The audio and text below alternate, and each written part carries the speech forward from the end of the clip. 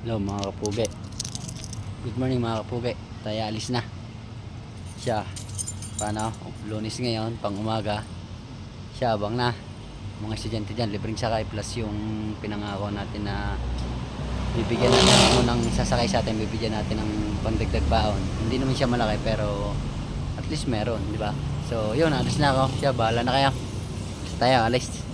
Ingat po lahat, ingat. Saka ikaw, ngayon ay taga saan kaya? Taga Sabang ano? Ngayon, di ang sabi ko ay bibigyan ko ng baon yung unang may sasakay ko ay dalawa sila. Ngayon, hahatiin ko na lang yung ibibigay ko. Hahatiin ko na lang sa kanila. Tapos libre sakay sila. Are yung dalawa eh. Yan, si ate, taga Sabang. Di hahatiin ko na lang. Are ate, pandagdag baon nyo. Tsaka sa iyo. Ngayon, may cellphone kayo. Para lagi kayong nakakasali sa mga palaro ko, i-follow nyo na lang ako. May load kaya, may load. Are yung dalawa. Kaya paano, papasok na ako. Bahala na kayo.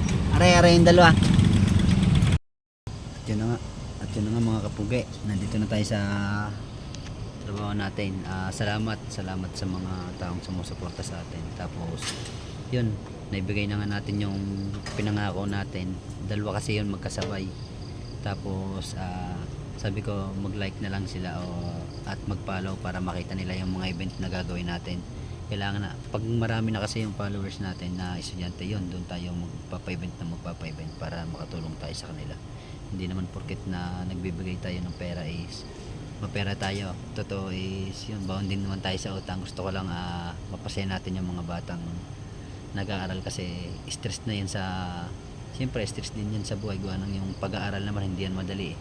Kailangan nilang makapasa para sa buhay nila, sa mahaharapin nilang mga buhay. Siya, paano? Bahala na kayo. Papasok na ako